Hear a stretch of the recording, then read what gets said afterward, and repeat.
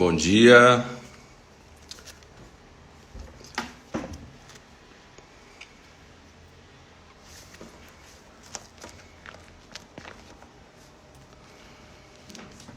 Bom dia a todos. Vamos começar mais um dia na presença de Deus. Todos os dias, às 9 horas da manhã, nós estamos aqui, pastores da Comunidade das Nações, trazendo uma palavra de Deus para a sua vida, né? Uma palavra de ânimo, uma palavra de encorajamento, uma palavra de fé, que com certeza vai fazer a diferença aí no seu dia e nos seus dias, né? Esses dias, diante de tudo que a gente tem vivido, nada melhor do que a gente se encher de boas notícias, se encher de palavras de vida eterna, de palavras de ânimo, de palavras de encorajamento, palavras que realmente fazem a diferença. A Bíblia diz: não dê ouvidos às más notícias. Então nós precisamos realmente focar naquilo que Deus está fazendo a despeito de qualquer coisa. E o objetivo de estarmos aqui é trazermos essa palavra, né? Somos profetas da esperança e acreditamos que o reino de Deus está avançando, que Deus realmente está fazendo grandes coisas. E hoje eu tenho uma palavra de Deus aí para a sua vida, né? Clica aí, toca aí no aviãozinho aí, na setinha, já encaminha, convida alguém para estar assistindo, né? Para estar recebendo essa mensagem de Deus aí para o seu dia. Eu creio que Deus tem uma mensagem para as nossas vidas hoje. Existe algo que tem queimado no meu coração esses dias e eu quero falar um pouco com você nesse momento a respeito disso, né? Como extrair o melhor do tempo de crise, né? Hoje eu quero falar um pouco com você a respeito disso, como extrair o melhor do tempo de crise, né? Então, é algo que eu tenho compartilhado. Eu quero falar algo aqui que eu já compartilhei com o pessoal ali na Comunidade das Nações em Santa Maria, né? Onde nós temos pastoreado ali. Deus tem nos dado a oportunidade de pastorear na Comunidade das Nações em Santa Maria. E hoje eu quero compartilhar um pouco disso com você, né? Algo que tem queimado no meu coração nesses dias, sobre nós realmente extrairmos o melhor de todas as situações. Eu não falo somente desse momento de crise que o mundo enfrenta, né? Esse momento que é uma situação nacional e ao mesmo tempo global, né? Que tem aí atingido a todas as pessoas de certa forma, esse momento aí de coronavírus e todas as coisas que estão acontecendo acarretadas por isso.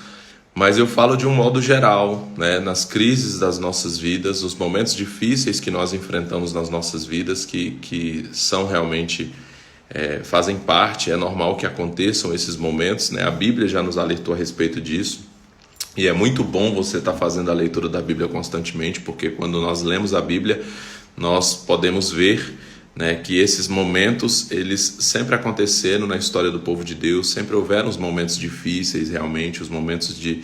Não é algo novo, né? Algumas pessoas pensam, estamos passando por isso nos dias de hoje, e, né, não se trata de algo novo, né? Eclesiastes fala que não há nada de novo debaixo do céu. Então, nós sempre houveram esses momentos, né? Esses dias eu estava compartilhando em uma das lives a respeito de Gênesis 26, quando Isaac passou por um tempo, a terra passou por um tempo de fome, foi quando Isaac foi para Gerar, né? Foi quando ele semeou no tempo de crise e colheu a 100 por 1 no mesmo ano, né? Então você vê que desde o início da Bíblia sempre houveram esses momentos, mas sempre o povo de Deus foi guardado pelo Senhor, né? Sempre nós podemos ver Deus estendendo a mão, né, a favor do seu povo, livrando, cuidando, provendo em meio a todas as dificuldades e as crises. O próprio Jesus falou: no mundo tereis aflições, mas tende bom ânimo, porque eu venci o mundo, né?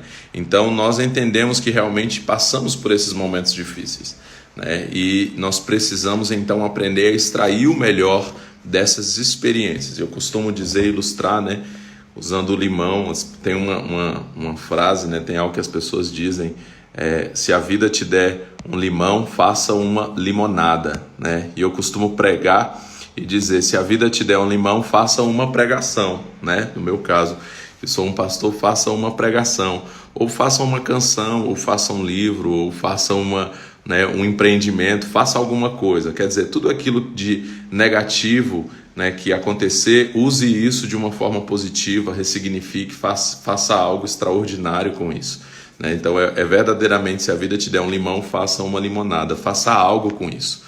E eu acredito que todas as experiências, por mais difíceis que elas sejam, por mais amargas que elas sejam, elas podem realmente, nós podemos aprender a extrair o melhor disso. Tudo é uma questão do olhar profético que nós devemos ter.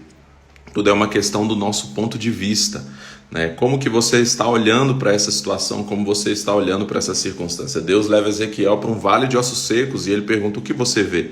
E Ezequiel diz: eu vejo ossos secos, eu vejo ossos sequíssimos, né? Eu vejo morte, eu vejo destruição, eu vejo caos. Mas o Senhor diz para ele então: profetiza. Né? Ou seja, não olhe conforme o natural, não olhe conforme o que você vê, olhe conforme o que você crê, o que isso pode se tornar e vai se tornar. E Ezequiel então passa a ter um outro ponto de vista a respeito daquilo e passa a falar não mais do que ele vê, mas ele passa a falar do que ele crê, e isso é profetizar. Ele começa a falar daquilo que ele crê e ele começa a profetizar acerca daqueles ossos, e aqueles ossos ganham vida, né? Aqueles ossos ganham carne, ganham tendões, ganham pele e por fim eles ganham vida quando Deus fala para ele: continue profetizando. E a Bíblia diz que enquanto ele profetizava, aquilo acontecia. Então, nós entendemos que profetizar fala de você falar a respeito não do que você vê, mas do que você crê. Então, não é o que eu estou vendo agora, é o que eu creio, né? Então, é eu falar a respeito do que eu creio. E isso é extrair o melhor de cada experiência. Todas as coisas têm o seu lado amargo, têm o seu lado negativo, se nós quisermos olhar dessa forma. Mas se você realmente olhar com um olhar profético e você, né, tiver um olhar de fé a respeito disso, você vai conseguir extrair o melhor, né? Se você conseguir olhar para o limão não apenas como algo azedo ou amargoso, você vai conseguir extrair uma limonada, você vai conseguir fazer o melhor disso. Então, seja qual for, né, o limão que a vida te der, extraia dele, né, uma limonada, faça algo realmente precioso. E hoje eu quero falar então com você a respeito de Davi. Nós já falamos muitas coisas, estamos sempre falando a respeito de Davi, que é um dos grandes referenciais para a gente da Bíblia, e eu quero falar algo que me chamou muito a atenção na vida de Davi. Como eu falei, eu compartilhei isso, em nossa igreja em Santa Maria, Comunidade das Nações em Santa Maria, aqui, no cidade satélite aqui do DF, e ali eu pude compartilhar um pouco a respeito de Davi, de uma característica que me chamou muito a atenção em Davi. Eu falei sobre reis com selo de aprovação. Existem alguns reis, tanto de Israel como de Judá na Bíblia, que eles tiveram uma característica de serem aprovados por Deus. A Bíblia diz que eles fizeram o que o Senhor aprovava. Então, a maioria dos reis de Israel e de Judá, você vai ver a Bíblia dizendo: e ele fez o que o Senhor reprova. Muitos deles fizeram realmente o que o Senhor reprovava. Mas existem alguns reis que a Bíblia fez questão de destacar que eles fizeram o que o Senhor aprovava. E como eu chamo, são os reis com selo de aprovação. E nós sabemos que para que algo possa ser aprovado, ele precisa realmente passar pela prova, ele precisa ser testado. Nesse dia que eu falei a respeito desses reis, eu comecei mostrando algumas reportagens a respeito de testes que são feitos com produtos ou com equipamentos para que eles possam receber um selo de aprovação pelo Inmetro. Eles são submetidos a vários testes, por exemplo, o chuveiro elétrico, ele vai passar por alguns testes para que possa se ter a certeza de que ele não vai pipocar na hora que alguém está tomando banho, para que ele possa ser aprovado para chegar até o consumidor. E para que esses produtos, esses equipamentos recebam aquele selo de aprovação, eles precisam passar por alguns testes. Assim também, para que nós possamos realmente sermos aprovados, nós vamos ter que passar por alguns testes, por algumas provações, que não vem para nos matar, que não vem para nos ferir, muito pelo contrário, vem realmente para nos aprovar, vem realmente para nos levar para o próximo nível, vem para nos dar experiência, para que a gente se torne melhor aí diante de todas essas circunstâncias. Então são assim as circunstâncias das nossas vidas, elas vêm realmente para nos tornar mais fortes. E eu acredito que esse tempo que nós estamos vivendo, não é um tempo que veio para nos destruir, para nos enfraquecer, mas que veio realmente para nos fortalecer e para nos tornar melhores. Muitos têm profetizado, e eu realmente tenho acreditado nisso, de que nós não seremos mais os mesmos depois desses dias que estamos vivendo, nós vamos realmente ir muito além do que já fomos, né? Nunca mais seremos os mesmos, vamos melhorar, vamos crescer e vamos nos tornar mais fortes como igreja, como nação, como economia, e em todos os aspectos nós vamos ter um grande avanço a partir dessa crise, porque as crises são oportunidades. E quando eu falava a respeito desses reis com selo de aprovação, né, falei a respeito de Josias, falei a respeito de Ezequias, são reis que realmente receberam esse selo, né, quando a Bíblia diz que eles fizeram o que o Senhor aprova. E eu enfatizei a respeito de Davi, né, em uma das mensagens, que foi uma série de mensagens, e o momento que eu falei a respeito de Davi, dentre todas as coisas que a gente já ouviu a respeito de Davi, eu quis destacar um detalhe que me chamou muito a atenção a respeito de Davi. A Bíblia diz em Lucas, nós temos uma genealogia de Jesus, né? Nós temos duas genealogias de Jesus que são registradas na Bíblia, uma fica em Mateus e a outra fica em Lucas. E são duas genealogias que são traçadas de uma forma diferente, né? Acredita-se, a maioria dos historiadores e teólogos acreditam que uma seja uma genealogia traçada a partir de José e a outra a partir de Maria, né? Porque Jesus, ele era filho de Davi, ele era da descendência de Davi, tanto por causa de José como por causa de Maria. Tanto José quanto Maria eram descendentes de Davi, e Jesus então é da descendência de Davi, como havia sido prometido, né, para Davi, que o reino nunca se apartaria da sua casa, da sua família. Então ele é da descendência de Davi, tanto por parte de José quanto da parte de Maria. E essa genealogia que é traçada em Lucas, que é registrada em Lucas, ela é a genealogia da parte de Maria, né? Então você vai vendo ali todas as descendências, né, até chegar em Jesus, né? Você vai ver traçada aí a genealogia de Maria até chegar em Jesus. E um detalhe que me chamou a atenção então nessa genealogia, que eu quero falar com você a respeito disso em Davi, uma característica de Davi, mas eu estou usando a genealogia de Lucas, né? No capítulo 3 de Lucas, no verso 31, eu quero enfatizar aqui isso para poder falar a respeito de Davi. Algumas pessoas não gostam muito dessas partes de genealogia, mas todas elas têm muito a nos ensinar na Bíblia. Na verdade, tudo que está na Bíblia tem um propósito, nada está por acaso. E as genealogias também, elas podem nos ensinar muitas coisas. Deus já falou muitas coisas tremendas comigo nas genealogias. E nessa genealogia de Lucas, quando eu estou lendo ela, né, eu passei por esse momento e isso me chamou a atenção.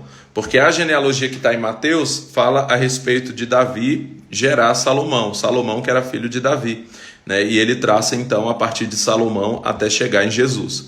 Mas em Lucas ele não fala de Salomão, ele fala de um outro filho de Davi, né? E ele diz assim no verso 31, Lucas 3:31, filho de Meleá, filho de Mená, filho de Matatá, filho de Natã, filho de Davi, filho de Jessé, filho de Obed, né? Então, quando ele vai falar a respeito dessa genealogia que foi traçada aqui, que provavelmente é de Maria, ele fala sobre Natã, né? Então ela não é traçada a partir de Salomão, né, o filho que herdou o trono de Davi.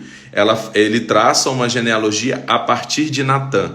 E isso me chamou a atenção. O que me chamou a atenção nessa genealogia? O nome Natã, né? Eu não tinha me atentado para isso antes, e isso saltou os meus olhos, né? De olhar assim e dizer, como assim? Davi teve um filho chamado Natã, Davi teve diversos filhos, né? E eu não tinha me atentado para o fato de que Davi tinha tido, né, um filho chamado Natã. E eu falei, poxa, Davi teve um filho chamado Natã. E eu fui pesquisar a respeito disso. E realmente Davi teve um filho chamado Natã. E isso significa muita coisa, você vai entender comigo por que isso tem uma mensagem muito profunda para as nossas vidas. Porque Davi, ele teve alguns filhos com algumas mulheres, né? E com Betseba, ele teve ali um primeiro filho, logo após o fato de Davi ter cometido o adultério com Betseba, tomou ela como sua esposa depois de ter mandado o marido dela, Urias, para o campo de batalha e morrer. E teve aquele episódio que manchou a história de Davi, a gente conhece. E Davi, então, ele tem um filho que morreu. Esse filho não teve nome, ele morreu, né? Foi uma consequência, inclusive, né? Quando Davi foi confrontado, Deus o perdoou, mas foi avisado para ele que esse filho, né, que ela estava grávida ali, o fruto daquele adultério, ele iria morrer. E ele realmente morreu. Davi jejuou, orou, mas aquele filho realmente morreu, né? Só que depois disso, Davi, casado com Betseba, ele teve outros filhos. E antes dele ter Salomão, né, que foi o filho que depois herdou o trono que a gente mais conhece, ele teve esse filho chamado Natã, né? E como eu falei aqui, isso me chamou muito a atenção, porque eu não tinha observado que Davi tinha um filho, né, chamado Natã. Ele teve esse filho Natã. E por que isso me chamou a atenção? Porque Natã foi o profeta que confrontou Davi quando ele pecou. Nós conhecemos a história quando Davi pecou. Aquele momento em que Davi cometeu aquele pecado, foi o Natã, o profeta Natã, que foi confrontar Davi.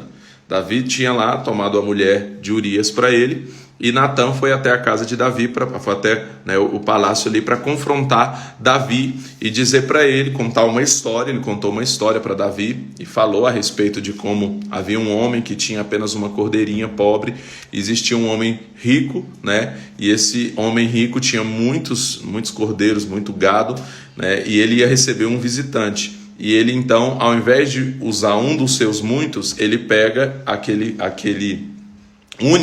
única cordeirinha daquele homem pobre e para poder matar e servir aquele visitante, né? E Davi se indigna na hora, fica revoltado ali, né, com a atitude daquele homem e diz que ele deveria morrer. E é quando o profeta Natã diz para ele: esse homem é você, porque você poderia ter tudo, inclusive todas as mulheres que você quisesse como rei, porém você quis justamente aquela de Urias. E Natã então confronta Davi, né? Só que a grande questão aqui foi a forma como Davi lidou com tudo isso, né? A forma como ele lidou com tudo isso, como ele se comportou diante disso. Por quê? Porque quando ele foi confrontado pelo profeta, ele realmente se quebrantou. A Bíblia diz que Davi se quebrantou, a Bíblia diz que Davi se prostrou diante de Deus, a Bíblia diz que Davi reconheceu o seu pecado, confessou ali, né? E foi quando o profeta disse para ele: olha, o Senhor te perdoou, você vai sofrer as consequências do seu pecado, porém o Senhor te perdoou, né? E essa é uma característica que me chama a atenção em Davi, esse homem segundo o coração de Deus, que não foi um homem que não cometeu erros, né? Esses dias eu até falei, né, postei algo sobre como que a gente é bom a gente estar lendo a Bíblia constantemente e vendo como que a Bíblia nos mostra que todos os homens de Deus, todos os grandes homens de Deus cometeram erros, né? A Bíblia não esconde os erros deles, né? Então os profetas, os reis, os governantes, os líderes, nenhum deles foram perfeitos, né? Só há perfeição em Jesus, ele é 100% perfeito. E às vezes nós estamos cobrando, né, dos nossos governantes, dos nossos líderes, dos homens de Deus, uma perfeição que todos eles vão em algum momento falar alguma coisa que realmente, né, não vem ao caso, falar uma besteira ou agir de alguma forma, né? E a Bíblia mostra isso, né, que esses homens de Deus erraram. E Davi, ele cometeu um erro gravíssimo, porém Davi era um homem segundo o coração de Deus por causa desse coração. Davi era esse homem quebrantado, era esse homem que diante daquele erro, né, ele se quebrou mesmo, ele se prostrou diante de Deus. A Bíblia diz que ele foi buscar o arrependimento, ele passou dias ali prostrado, né, e quando ele recebeu a notícia que aquele filho, né, que Betseba estava grávida, que ele realmente tinha morrido, Davi se levanta e ele vai adorar, ele vai para o templo adorar. Então Davi, ele tinha esse coração, né? E o que me chamou a atenção aqui de olhar e de me atentar para o fato de Davi ter um filho chamado Natã, é porque imagine você que Davi coloca o nome do seu filho, o mesmo nome daquele profeta que o confrontou. Para mim isso fala de alguém que amou a correção, né? Para mim isso tem um significado muito forte. O fato de Davi colocar, e eu estava lendo algumas coisas a respeito disso, alguns inclusive falam dessa forma, né? Que Davi colocou o nome do seu filho Natã em homenagem ao profeta que o confrontou. Imagine você, Davi, tendo um filho e sabendo que aquele filho, né, tinha o nome daquele profeta que o confrontou no momento mais difícil da vida dele, que foi o grande erro que Davi cometeu na sua caminhada, né? Então isso fala para mim de alguém que realmente soube ressignificar o seu erro, que realmente soube extrair o melhor do seu erro, que soube amar a correção, né? Que aquilo que olhar para o seu filho Natan e lembrar do profeta Natan confrontando ele, lembrar das consequências do seu erro, não se tornou algo negativo para Davi, mas ele soube extrair o melhor disso. Eu falo isso porque quando a gente pega a Bíblia, a gente vai ver vários casos de profetas que quando foram confrontar reis, confrontar líderes, né, esses líderes não souberam receber esse confronto. Eles tinham um coração diferente. Você pega, por exemplo, Acasias, que foi aquele que mandou prender Elias. Elias mandou um recado para Acasias e disse para ele assim: olha, por que você está buscando outro Deus? Por acaso não há Deus em Israel? E Acasias falou: traga esse homem preso, eu quero ele preso. Você vê Acabe, que além de ter perseguido Elias, Acabe também tem um episódio da vida de Acabe que me chama muita atenção, que a Bíblia diz que ele queria sair à guerra e ele chama o rei Josafá para poder ir à guerra com ele. E Josafá diz assim: olha, não seria melhor consultar o Senhor? E Acabe chama então 400 profetas, e esses 400 profetas estão dizendo para Acabe assim: ó, pode ir para a guerra que vai dar bom, né? E aí Josafá fica intrigado com aquilo, ele diz: não tem mais nenhum homem de Deus que a gente possa escutar, né? E Acabe diz assim: tem um, mas eu não gosto dele, porque ele fala o que eu não gosto de ouvir. E ele chama então esse Micaías. E Micaías, esse profeta que eu costumo dizer, um profeta insano, que ele teve coragem de falar ali o que precisava ser falado para Acabe, e ele diz para ele, que se ele saísse aquela guerra, realmente ele iria morrer. E Acabe então, ele fica revoltado com aquilo, com aquela palavra. O que ele faz? Ele, ao invés de se quebrantar, ao invés dele olhar e falar assim: meu Deus, eu preciso aqui então tomar uma decisão acertada diante disso, o que Acabe faz? Ele manda prender Micaías. Ele diz: prenda esse homem, e ele só vai ser solto quando eu voltar em segurança. Eu costumo brincar que Micaías está preso até hoje, porque Acabe não voltou em segurança. Ele realmente morreu naquela guerra. Então você vê um coração que não aceitou aquela repreensão, que não aceitou, que não soube extrair o melhor daquilo ali. Você vê João Batista perdendo a cabeça porque ele confrontou Herodes, a respeito do pecado de Herodes. Então você vê reis que não sabiam lidar com essas coisas, e você vê Davi com um coração completamente diferente. Você vê Davi sendo confrontado por Natan, e ao invés de mandar prender Natan, ao invés de mandar matar Natan, porque Natan falou aquilo para ele, Davi tem um filho e coloca o nome do filho dele de Natan, provavelmente em homenagem àquele profeta. Isso é de fato ressignificar o momento mais difícil da vida dele, o erro dele. Davi aprendeu tanto com tudo aquilo que ele disse assim: eu vou ter um filho chamado Natan, para eu me lembrar de tudo que eu aprendi, sabe? De tudo que eu passei a viver a partir disso. Então ali você entende o que é esse ressignificar. Eu li, na verdade, esses dias, uma reportagem que eu olhei e falei assim: meu Deus, que doideira, não pode ser verdade isso não. Eu fui pesquisar e realmente era verdade, a respeito de um casal na Índia, que eles tiveram um casal de gêmeos agora nesses dias de pandemia, nesses dias de coronavírus. Eles tiveram um casal de gêmeos, talvez você tenha visto essa reportagem, e eles colocaram o nome desses filhos, desse menino e dessa menina, esse casal de gêmeos, eles colocaram o nome de Corona, a menina, e Covid, o menino. Quando eu olhei aquilo, eu falei: gente, é muita insanidade, que doideira é essa? Como é que a pessoa faz um negócio desse? Eu fui ler a reportagem, mas eu achei interessante que quando eles entrevistaram aquela mulher, a forma como ela soube olhar para toda essa crise, porque ela disse assim: olha, eu tinha tudo para não ter esses bebês diante de toda essa crise, diante de todas as coisas que têm acontecido, Então, tinha tudo para perder esses bebês, para não ter esses bebês, e no meio de tudo isso aconteceu um milagre. Ela falou isso, que ela recebeu ali ela entendeu isso, que foi um milagre aquelas crianças nascerem, no meio de toda aquela pandemia, de todo aquele imagina isso na Índia, então toda uma situação. E ela falou então que quando aqueles bebês nasceram, para ela foi algo muito forte no meio de tudo isso, já foi uma esperança eles nascerem. E a outra coisa ali, que me chamou a atenção, é porque ela falou também que ela entendeu que toda essa crise tem trago uma nova mentalidade para o seu país, para a sua localidade, porque as pessoas têm se preocupado a respeito do higiene, a respeito de cuidados com a saúde, que não se preocupava antes, e tudo isso tem feito com que o seu povo desperte.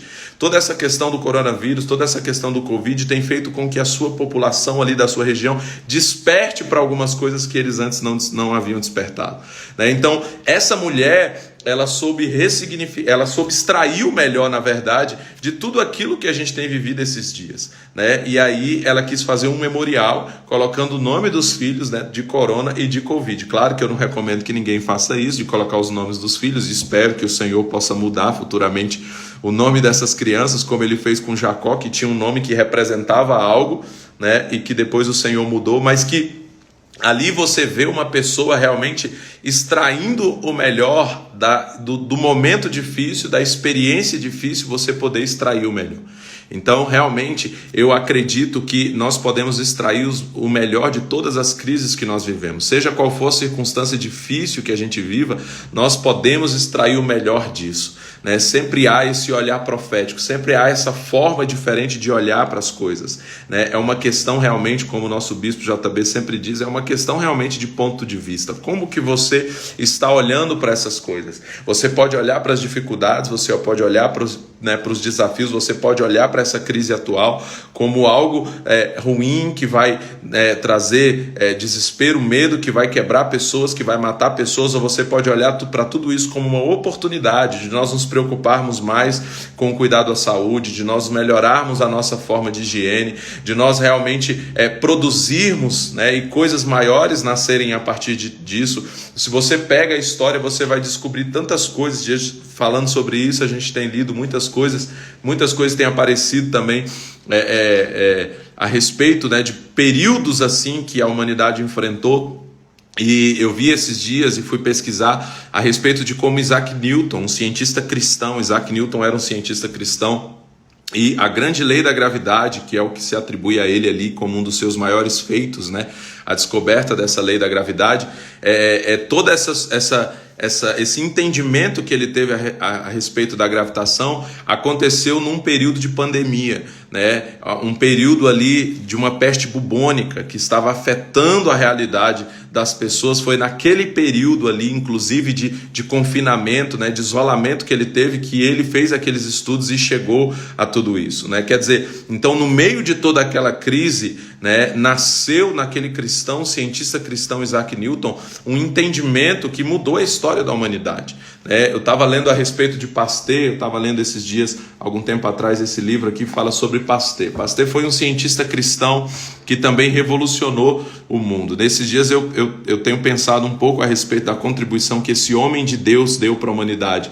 Porque se hoje nós entendemos, por exemplo, a importância, né, de lavar as mãos, de higienização, né, para poder não levar essa proliferação dessas doenças, muito disso se deve a Pasteur. Eu estava lendo a respeito disso em um outro livro, que nem é um livro cristão, mas ele falava a respeito da contribuição de Pasteur para a humanidade, porque ele disse assim no livro, ele fala, era normal que antigamente, né, anteriormente a Pasteur, as pessoas, os médicos tratassem um cadáver, e eles acabavam de tratar um cadáver e iam fazer um parto, sem fazer nenhum tipo de higienização, porque não se tinha um entendimento da existência dos micro-organismos vivos, de vírus e bactérias, e que eles são transmissores de doenças. Acreditavam que as doenças eram geradas espontaneamente, apenas internamente, elas não podiam vir de fatores externos, né? E então muitos bebês que morriam nos partos, e eles não sabiam por quê, porque não se tinha um mínimo de higiene, porque não entendia-se que era necessário isso. E Pasteur foi o homem que debruçou a sua vida e gastou a sua vida, empenhou a sua vida para realmente levar as pessoas a entenderem e provar a existência desses micro-organismos vivos, o que possibilitou muitas coisas como a imunização, as vacinas, né? O próprio processo de pasteurização, que tem esse nome de pasteurização por causa dele, né? Onde entendeu-se que ferver o líquido vai destruir ali as bactérias, né, contidas. Então, esse homem, ele teve essa contribuição tão significativa para a humanidade. E quando eu li aqui esse livro, que também não é um livro cristão, né, mas é um livro que mostra a história desse homem de Deus, porque Pasteur era um cristão apaixonado pela Bíblia, né? Quando a gente vai estudar melhor ele, a gente sabe disso, mas aqui a ênfase foi dos seus experimentos, dos seus estudos e da sua contribuição científica nesse livreto. E nesse livreto aqui ele fala a respeito de como Pasteur, das 5 filhas que ele teve, 3 ele perdeu, né? E aquelas perdas foram muito doloridas para ele, porque foram por causa de doenças, por causa de enfermidades. E isso motivou ainda mais esse homem a trabalhar incansavelmente para realmente combater doenças. E esse livro enfatiza que hoje nós podemos considerar que milhões de vidas foram salvas a partir dos experimentos, a partir dos estudos e a partir dos feitos de Louis Pasteur, né? Milhões de vidas que foram salvas, porque se existem vacinas hoje, isso começou com Pasteur, né? Se existe imunização hoje, isso começou com Pasteur. Se existe hoje o entendimento da existência de vírus e bactérias que né, levam doenças, isso começou com os experimentos dele. Então, realmente, esse homem, principalmente impulsionado pelas perdas que ele teve, por perder 3 filhas que morreram por causa de doenças, isso, ao invés de fazer com que ele desistisse, ao invés de fazer com que ele parasse, ao invés de fazer com que ele se decepcionasse, fez com que ele se tornasse mais forte, as suas crises, para que ele realmente pudesse fazer algo que fosse futuramente transformar a humanidade, como realmente transformou, né? Então esse homem de Deus, eu gosto de um relato que fala que Pasteur já de idade, já mais velho, né? Ele estava viajando de trem com a sua Bíblia debaixo do braço, e conta-se que Pasteur estava ali viajando naquele trem com aquela Bíblia, e apaixonado pela Bíblia como ele era um cristão, e ele estava ali quando tinha um jovem universitário sentado à frente dele naquele trem, e aquele jovem olhou para ele e disse assim: como que o senhor ainda consegue acreditar nos dias de hoje, né, em um livro ultrapassado como esse, cheio de fábulas? E ele olhou para ele assim, né, para aquele jovem, e aquele jovem disse para ele assim: o senhor deveria saber o que os cientistas dizem sobre a Bíblia. Não sabendo que ele estava sentado diante de um dos maiores cientistas da história da humanidade. E Pasteur disse para ele: é mesmo? E o que os cientistas dizem sobre a Bíblia?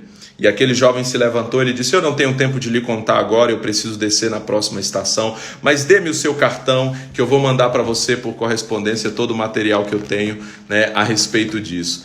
E aí o Pasteur tirou o cartão dele e entregou para aquele jovem, e aquele jovem leu lá: Dr. Louis Pasteur, diretor-geral do Instituto de Pesquisas Científicas da Universidade Nacional da França.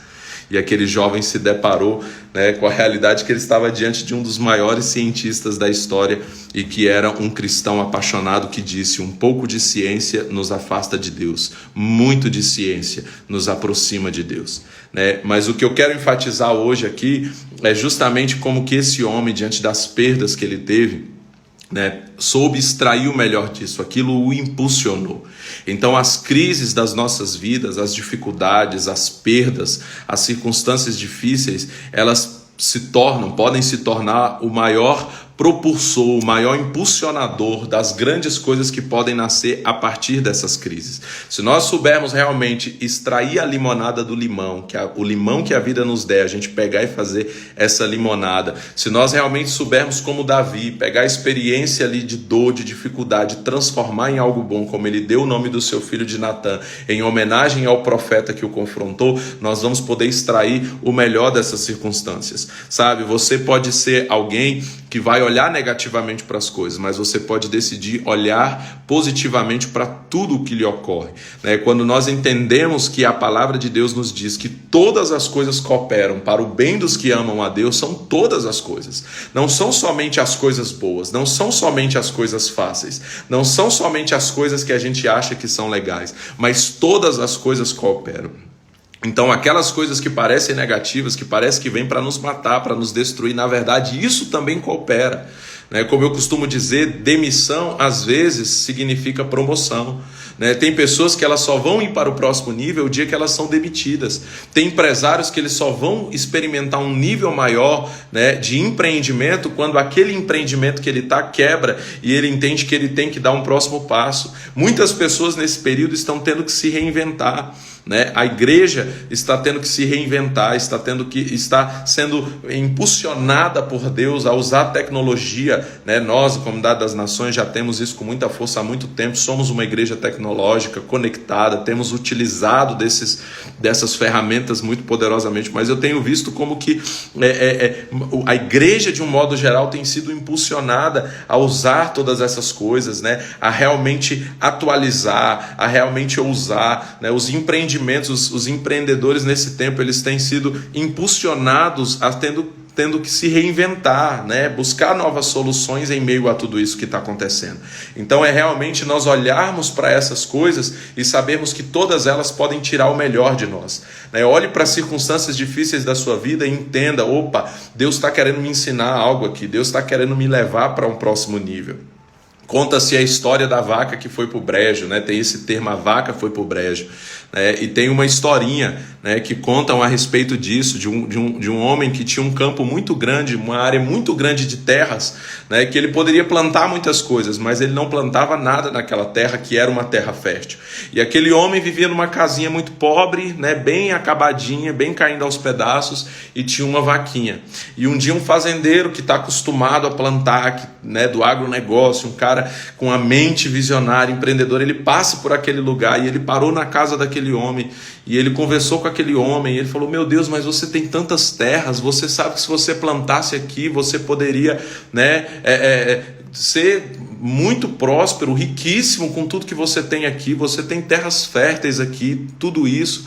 E aquele homem, né, ali simples, né, aquela coisinha assim, todo acabadinho, né, ele falou: não, eu não preciso disso não, eu tenho aqui a minha casinha, né, a casinha caindo aos pedaços, eu tenho aqui minha vaquinha, com tudo que eu tenho, essa vaquinha aqui tá bom demais, essa vaquinha aqui dá um leite, né, eu faço uns queijinhos com ela, vendo esses queijinhos já tá bom, para mim isso aí tá bom demais. E aquele homem, né, aquele fazendeiro saiu dali, né, em crise com aquilo. Ele falou: meu Deus, como que esse homem tem tantas terras e ele não planta, né, e ele não faz algo mais? E aí ele ficou pensando naquela vaquinha e ele chamou alguns caras que trabalhavam para ele. Ele falou: rapaz, vamos fazer eu vou precisar que vocês façam um negócio para mim. Isso é uma ilustração, tá, gente? Mas ele falou assim: ó, vocês vão ter um cara assim, assim, assim, que tá ali numa casinha assim, lá tem uma vaquinha, vocês vão pegar aquela vaquinha e vocês vão dar um sumiço nela, né? Vocês vão ter que dar um sumiço naquela vaquinha ali.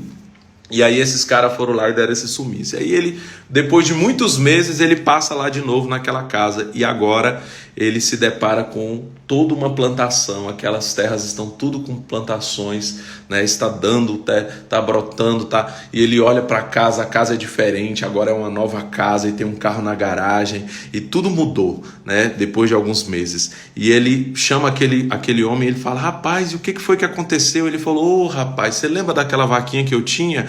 Pois é, rapaz, um belo dia aquela vaquinha foi pro brejo. E aí, eu perdi a minha vaquinha. E quando eu perdi a vaquinha, eu falei: o que eu vou fazer agora da minha vida? E eu lembrei do que você tinha me falado. E eu decidi então plantar. E não é que esse negócio é bom mesmo, né? Olha aí, ó, né, o que está acontecendo. Então, a moral dessa história, né, que é um conto aí para nos fazer meditar, é que às vezes a nossa vaquinha realmente precisa ir para o brejo. Às vezes a gente precisa perder algumas coisas que a gente considera grande para que a gente possa receber o que é maior, né? Às vezes a gente precisa realmente passar por alguns momentos de crise e dificuldade que não vem para nos matar, mas que vem para extrair o melhor de nós, né? Então hoje essa é a palavra de Deus para as nossas vidas, né? Quando você pega lá em 1 Samuel 9, você vai ver que Quis era um homem muito rico e que tinha uma criação de jumentas, e que aquelas jumentas de Quis de repente se extraviaram. E Quis então chama o seu filho Saul. Eu costumo brincar, falei: imagina Saul, filhinho de papai, tá lá jogando PlayStation o dia todo, né, Netflix, comendo, e aí o pai bate na porta do quarto dele e fala: meu filho, agora você vai ter que sair aí desse seu conforto, porque eu preciso que você saia para procurar as jumentas que sumiram. E aí Saul sai à procura daquela jumenta e ele roda por vários dias. E enquanto isso, Deus está falando com o profeta Samuel: olha, vai vir um homem assim, assim, assim, assim. e esse homem está procurando as jumentas que se extraviaram, e você vai ungir esse homem para ser rei. Então, enquanto Quis e o seu filho Saul estavam preocupados com as jumentas que sumiram, Deus tinha um propósito muito maior, que era fazer Saul rei. Então, às vezes, as jumentas que somem nas nossas vidas é para nos levar para o próximo nível. Às vezes, as nossas perdas, às vezes não sempre, as nossas perdas, elas vão contribuir, vão colaborar para o bem daqueles que amam a Deus. As nossas perdas, as nossas dificuldades vão nos levar para um nível maior, para algo maior. Então hoje a minha palavra para a sua vida é: extraia o melhor desse tempo. O que Deus está te ensinando com isso? O que Deus está movendo na sua vida? O que Deus está fazendo em meio a tudo isso? Sabe, que empresas possam nascer, que soluções possam nascer, que ideias possam vir do céu como um download para a sua mente, com ideias a partir desse tempo, que você possa extrair o melhor de tudo isso, que você possa olhar para todas as circunstâncias difíceis da sua vida e realmente ressignificá-las, e realmente extrair o melhor de tudo isso, extrair as lições, criar algo a partir de tudo isso, que nós possamos verdadeiramente nesses dias nos tornarmos mais fortes, nos tornarmos melhores. Hoje eu tenho uma palavra para a sua vida. A palavra para a sua vida é: ei, tudo isso que você está vivendo não é para te derrubar, não é para te destruir, não é para te fazer ficar com medo, não é para te amedrontar, não é para te destruir, não, é para te fazer mais forte, é para te levar para o próximo nível, é para te fazer avançar, é para que você possa melhorar, é para que você possa buscar soluções para a sua vida. Ei, a vaquinha foi para o brejo, é porque Deus tem algo maior para fazer na sua vida. Ei, as jumentas sumiram, é porque Deus quer colocar você num trono para reinar. Ei, você perdeu o emprego, ei, a sua empresa parece que está quebrando, é porque Deus quer te dar novas soluções para que você possa começar algo muito maior do que você já fez na sua vida, sabe? Que você possa extrair o melhor de tudo aquilo que você está vivendo, não só dessa crise atual que o mundo enfrenta, mas de todas as crises das nossas vidas, que nós possamos extrair o melhor delas, que possam nascer livros, que possam nascer canções, que possam nascer filmes, que possam nascer aplicativos, que possam nascer empresas, que possam nascer ministérios, que possam nascer, que a nossa dor, que a nossa dificuldade se torne respostas para outros, se torne cura para outros, que o lugar que você foi ferido seja a cura para outras pessoas, Você pode realmente utilizar aquilo que um dia te machucou, agora ao invés de você responder machucando também, você vai responder levando solução naquilo que um dia te machucou, você vai levar cura naquilo que um dia te feriu, E é assim que nós caminhamos com Deus. Esse era o coração de Davi. Davi, ele pega todo aquele momento difícil da vida dele, o profeta que o confrontou, que o fez ver o seu pecado, e ele coloca o nome do seu filho de Natã, uma homenagem ao profeta que o confrontou. Isso é alguém que soube extrair o melhor da sua dor. Isso é alguém que soube extrair o melhor da sua circunstância difícil. Então hoje eu profetizo sobre a sua vida. Você vai extrair o melhor de tudo isso, você vai sair mais forte disso, você vai sair melhor disso, soluções vão nascer e grandes coisas o Senhor vai fazer, já está fazendo e vai fazer na sua vida. Não se detenha pelo medo, não seja dominado pelo medo, não fique de forma alguma preocupado, não se deixe levar pelas más notícias, mas realmente olhe para tudo isso e saiba: Deus está fazendo, Deus está nos ensinando, Deus está movendo, Deus está limpando, Deus está em meio a tudo isso, fazendo o seu caminho em meio à tempestade, como é uma palavra tão forte do nosso bispo JB, que nós possamos realmente enxergar Deus acima de todas essas coisas. Ele é o Deus que faz tudo com propósito, e todas as coisas, todas, absolutamente todas, cooperam para o bem daqueles que amam a Deus. Amém? Hoje eu quero orar pela sua vida, para que você realmente possa extrair o melhor de tudo isso. Lembre-se, quando a vida te der um limão, faça uma limonada, faça uma canção, faça uma pregação, faça um livro, uma empresa, uma solução, faça algo de bom com aquilo de amargo, de azedo que a vida te entregar. Para quê? Para que outras vidas possam se beneficiar disso. Extraia o melhor das suas experiências, por mais negativas que elas pareçam. Extraia o melhor das crises, porque crises são oportunidades para que grandes soluções possam nascer. E eu creio que grandes soluções estão nascendo nas nossas vidas nesses dias. Pai, eu quero orar por cada um desses, Deus, que estão hoje assistindo essa mensagem que o Senhor escolheu para poder dar essa mensagem, tanto os que assistem agora quanto os que estarão assistindo, que o Senhor possa realmente, Pai, extrair o melhor de tudo isso, nos ensinar a olhar com esse olhar profético, que nós possamos não apenas ver os ossos secos, o caos, o vale de ossos secos, não, que nós possamos enxergar além do que os olhos naturais podem ver. Dá-nos um olhar profético, para olharmos para as circunstâncias difíceis, para as circunstâncias negativas, para as crises e extrairmos o melhor de tudo isso. Que possamos olhar para todas as circunstâncias difíceis das nossas vidas e extrair o melhor disso. Que verdadeiramente possamos estar focados na palavra que nos diz que todas as coisas cooperam para o bem daqueles que amam a Deus. Provérbios 16 diz que o Senhor faz tudo com um propósito.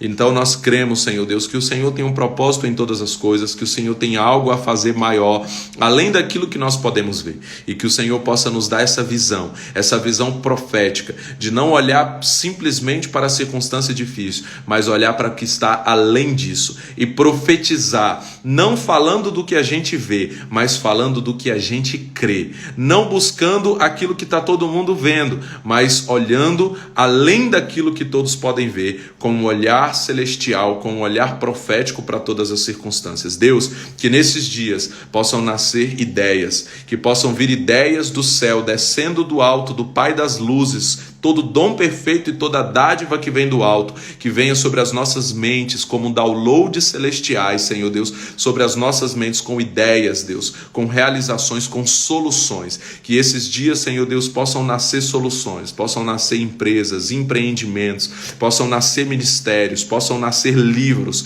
possam nascer canções, papai, que aquilo que parece que veio para nos enfraquecer, para nos matar, para nos parar, para fechar portas de igreja, Deus, que tudo isso, Senhor Deus, venha para nos fortalecer, para nos fazer mais fortes, para nos fazer mais apaixonados, mais intensos, que possamos queimar mais por Ti, que possamos Te buscar mais, que possamos Te amar mais, que possamos nos santificar mais, que possamos verdadeiramente extrair o melhor de todos esses momentos difíceis, Senhor Deus, e de todos os momentos difíceis pelo qual nós atravessamos durante a nossa jornada. Ainda que andemos pelo vale da sombra da morte, não temeremos mal algum, porque Tu estás conosco, a Tua vara e o Teu cajado nos consola. Nós não estamos sozinhos, Senhor, e sabemos que nesse tempo grandes coisas irão nascer através das nossas vidas, Pai. Eu libero dessas ideias, eu libero dessas soluções, para que o Senhor possa fazer assim com o Teu povo, que venham as ideias do céu, as soluções do céu nesse tempo,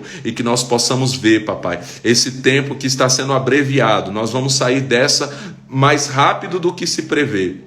Antes do que as previsões que estão fazendo, nós vamos sair dessa crise, Senhor, e nós vamos sair mais fortes e nós vamos sair melhores, Senhor. O Senhor vai frustrar as previsões daqueles que estão dizendo que o Brasil vai quebrar, que a economia vai quebrar, que o número de mortes será muito grande. O Senhor vai frustrar essas previsões, Senhor, porque nós vamos sair mais fortes, nós vamos sair melhores e nós vamos ver o Senhor fazendo a abreviação desses dias e nós extraindo o melhor de tudo isso para glorificar o Teu santo nome, para que vejam as nossas boas obras e glorifiquem ao nosso Pai que estás nos céus, em nome de Jesus. Eu abençoo o seu dia, eu abençoo a sua vida e que você possa receber de Deus o melhor de Deus para esse tempo, que você possa de verdade, alcançar grandes coisas aí nesses dias. Fique ligado às ideias de Deus, às soluções de Deus, e extraia o melhor desse tempo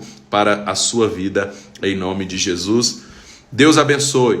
E em todos os horários, todos os pastores da Comunidade das Nações estamos aí online 24 horas por dia, trazendo mensagens aí para a sua vida nos nossos perfis, cada um aí no seu, trazendo uma mensagem para a sua vida. E aqui nos nossos horários das 9 da manhã, no perfil aqui da Comunidade das Nações, às 9 da manhã, às 10 da noite, e nos nossos horários de culto, hoje quarta-feira, no CN Play no YouTube, amanhã quinta-feira também no CN Play no YouTube, no horário de culto, e no sábado com o Relive, e no domingo também às 10 da manhã, às 17 horas e às 19 horas, nós estamos com os nossos cultos online. Deus te abençoe e que você extraia o melhor de todas as suas crises, né, de todos os momentos difíceis da sua vida, sabendo que todas essas coisas cooperam para o seu bem, em nome de Jesus. Deus te abençoe.